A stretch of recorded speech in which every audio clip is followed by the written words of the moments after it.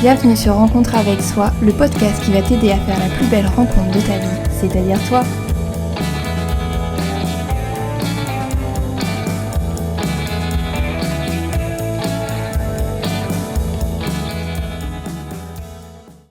Bonjour à toutes et peut-être à tous, j'espère que vous allez bien. Aujourd'hui, dans ce nouvel épisode de Rencontre avec soi, je voulais vous parler du sommeil. Le sommeil pour pouvoir le comprendre et ensuite je vous partagerai comme d'habitude mes petits conseils pour pouvoir bien dormir. Le sommeil est un temps important dans notre vie.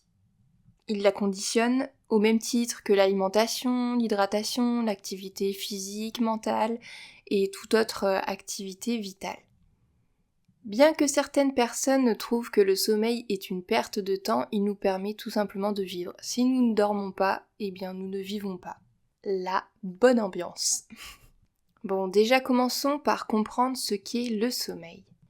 Notre sommeil est normalement influencé par la lumière naturelle, donc par le lever et le coucher du soleil. Et comme je le disais précédemment, notre sommeil est influencé aussi par notre activité physique, mentale et par notre alimentation, par exemple la digestion, et également par les hormones. Coucou le cycle menstruel et la ménopause et l'adolescence quand même. Il faut savoir aussi que le sommeil varie et change selon notre âge. Lorsque l'on naît, on apprend à dormir, donc celui-ci varie parfois jusqu'à 4 à 7 ans. Le sommeil est vraiment quelque chose qu'on apprend. Puis dans l'enfance, l'enfant va lui dormir en moyenne, bien entendu c'est une moyenne, entre 10 et 12 heures, car pendant le moment où il dort, il va sécréter les hormones de croissance qui sont importantes pour grandir et pour développer le cerveau. Puis arrive l'adolescence, vivent les hormones et l'adolescent lui va avoir à cause justement de ces hormones un décalage. Il va se coucher tard et se lever tard. Si des ados m'écoutent, ceci n'est pas non plus une excuse pour vous coucher à pas d'heure et donc vous lever aussi à pas d'heure. Il faut juste savoir respecter son rythme et prendre en compte cette donnée également. Et lorsqu'on devient une personne âgée, le sommeil diminue et se fragmente. C'est là qu'on peut dire « vive la sieste ». Et n'oublions pas les femmes qui, durant leur période de règles, la ménopause ou la grossesse, ont des changements hormonaux, ce qui a une influence sur le sommeil. Et si nous nous tournons du côté ésotérique, après on y croit ou on n'y croit pas, mais potentiellement la lune peut aussi avoir un effet et perturber le sommeil, le vôtre ou ceux de votre entourage. Du moins, chez moi, c'est clair qu'il y a une influence. Qu'elle soit vraie ou pas, il y a une influence lorsqu'il y a la pleine lune, voire la nouvelle lune. Voilà, là je vous ai expliqué un peu le sommeil au fil de notre vie. Maintenant, je vais vous expliquer vraiment les différentes phases qui se trouvent durant notre sommeil lorsque nous dormons. Donc pour vulgariser, lorsque nous dormons, nous avons 4 phases d'endormissement. La première phase, justement, c'est la phase 1. Donc la phase 1, elle correspond à l'endormissement. Normalement, on met environ entre quelques minutes jusqu'à 20 minutes pour s'endormir. C'est une moyenne, d'accord ? Ça peut aller jusqu'à 30 minutes environ. Puis ensuite arrive la phase 2. La phase 2 correspond au sommeil léger. Ensuite la phase 3, le sommeil profond.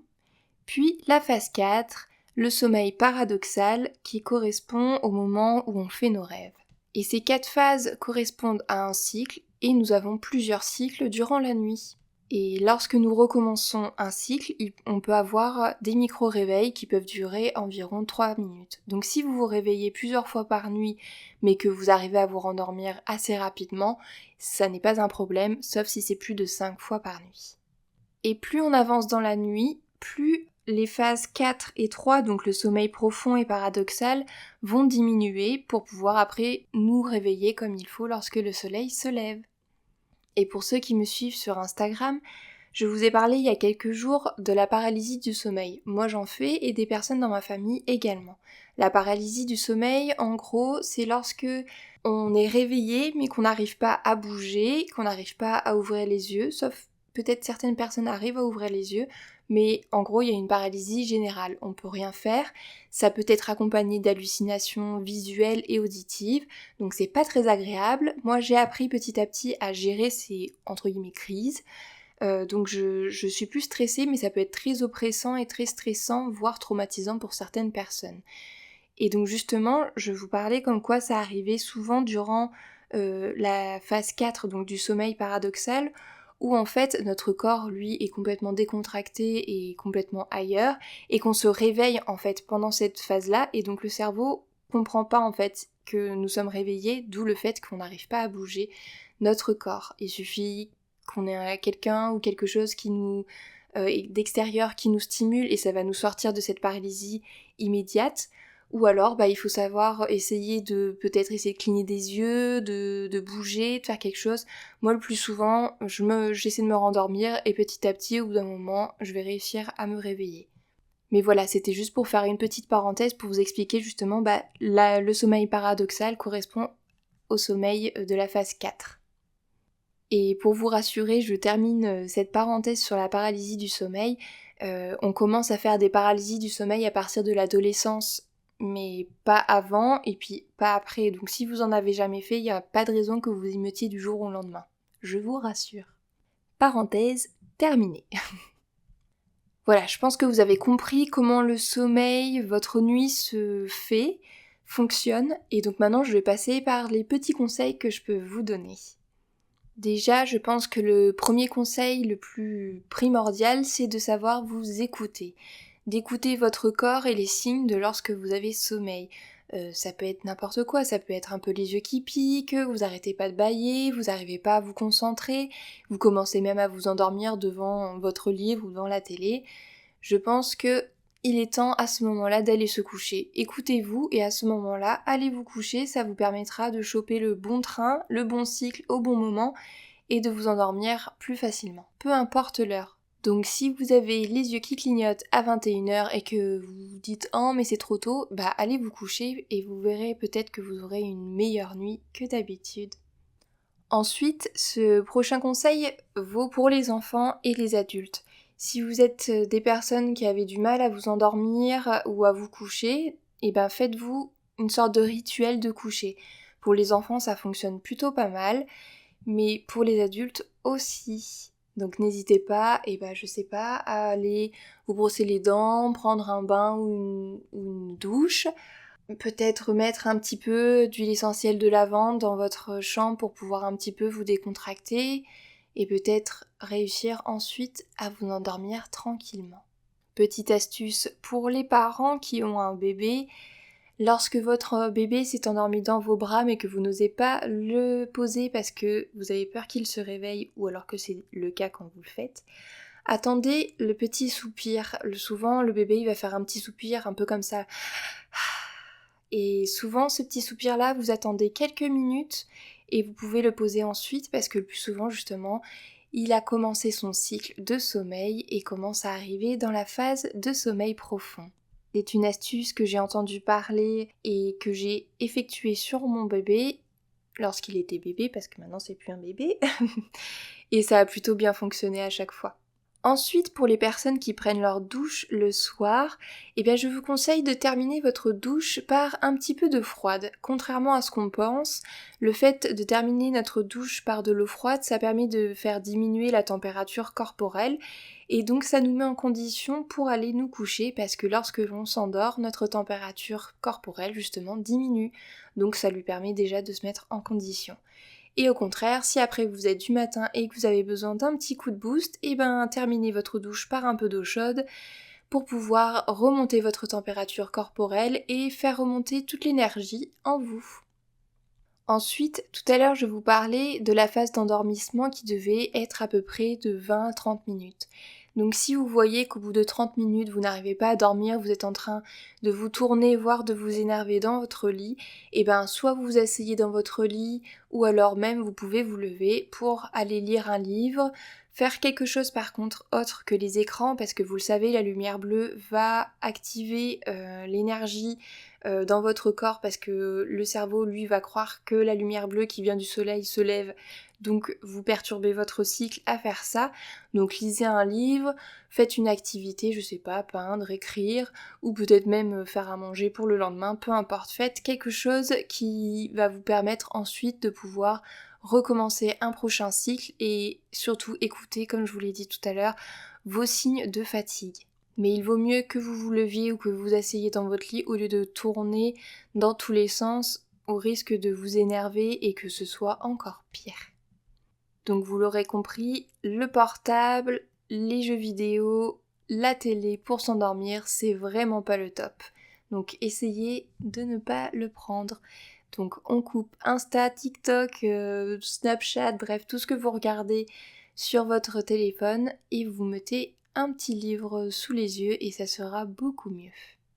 Et si vous êtes de nature un peu stressé, à ressasser un petit peu toute votre journée lorsque vous êtes couché, essayez de faire une relaxation ou alors de vous focaliser sur une image, un endroit qui est agréable de bien-être qui vous permettra de vous concentrer sur autre chose. Vous pouvez faire la relaxation que je vous donne dans le podcast Prendre soin de soi, peut-être que ça vous aidera à dormir tranquillement. Tout ça vous permettra de vous mettre dans un état psychologique plus positif et donc plus adéquat pour pouvoir vous endormir. Personnellement, l'image qui m'aide à des fois un peu arrêter ce trop-plein de pensées, c'est tout simplement que j'imagine une graine dans la terre et qui pousse petit à petit et qui devient après une fleur. Et le plus souvent, ensuite, si vraiment là j'arrive toujours pas à m'endormir, j'essaie un peu de compter par exemple les pétales, ce genre de choses. Des images assez positives qui sont belles et douces. Ensuite, dormir dans un environnement adéquat aussi, c'est quelque chose d'important. Si vous êtes dans un endroit qui a beaucoup de bruit, qui a beaucoup de choses dans votre chambre, que vous vous sentez étouffé ou que c'est un lieu plutôt d'angoisse pour vous, peut-être essayer de changer les choses, les meubles de place, ou peut-être voir pour peut-être même changer de pièce. Bref, essayez d'avoir un environnement qui vous met quand même dans un état de bien-être et de relaxation. Ensuite, si vous faites vraiment des insomnies, que vous avez été diagnostiqué insomniaque, excusez-moi, et peut-être essayer de travailler dessus, aller voir un thérapeute pour pouvoir comprendre pourquoi vous faites des insomnies. Est-ce qu'il y a quelque chose de physiologique, quelque chose de vraiment au niveau du corps qui ne fonctionne pas, ou il y a aussi une influence avec votre psychique. Et pour comprendre peut-être tout ça, justement, allez voir un professionnel pour vous aider à changer certaines choses et à comprendre aussi comment vous fonctionnez. Et puis surtout, ne vous comparez pas par rapport aux autres. Il y a des personnes qui ont besoin de beaucoup de sommeil et des personnes qui arrivent à rattraper en très peu d'heures. Donc vraiment ne vous comparez pas parce que chacun a son rythme de sommeil, chacun rattrape son sommeil comme il le peut et comme il le veut. Donc vraiment juste écoutez-vous, apprenez en fait à comprendre votre cycle de sommeil, comment vous fonctionnez tout simplement. Et pour les personnes qui ont un utérus et qui sont menstruées, et justement essayez de voir vos cycles, de bien les apprendre justement, de bien les comprendre parce que ça peut totalement avoir une influence sur votre sommeil. Et on en parle de la sieste. La sieste, c'est important. Si vous avez l'occasion et que vous pouvez faire une sieste parce que vous en ressentez le besoin, mais entendu, ne faites pas de sieste juste pour faire une sieste. Mais si vous ressentez le besoin de faire une sieste dans la journée et que vous pouvez le faire, faites-le. Alors le mieux, c'est pas plus de 10 à 20 minutes de sieste parce qu'après, justement, on tombe dans la phase 3 et 4, donc du sommeil profond et paradoxal. Et là, pour le coup, après, pour se réveiller, c'est là où on a la tête dans le pâté. Donc, ce qui est bien conseillé, c'est la sieste flash. En sophrologie, il y a justement une petite séance où on peut vous apprendre à faire cette sieste flash. Et vu comme je suis gentille, je vous l'offre, je vous ai enregistré justement une sieste flash dans la barre d'infos. Si vous n'avez pas accès à la barre d'infos, n'hésitez pas à me contacter sur Instagram ou par mon mail pour que je puisse vous l'envoyer. Il n'y a pas de souci, je le ferai avec plaisir. Voilà, je crois que j'ai à peu près partagé tous mes conseils sur le sommeil. Si vous en avez d'autres, n'hésitez pas à me les partager, ça fera pas de mal pour les autres personnes également. J'espère que vous avez à peu près compris ce qu'était le sommeil, comment ça fonctionnait, et puis que les conseils que je vous ai donnés pourront peut-être vous aider à un peu mieux dormir si vous en avez besoin. En tout cas, cet épisode touche à sa fin, j'espère qu'il vous a plu. Si c'est le cas, n'hésitez pas à vous abonner, évaluer, voire même partager ce podcast pour pouvoir me soutenir. Moi, je vous souhaite une belle et douce journée et je vous dis à bientôt.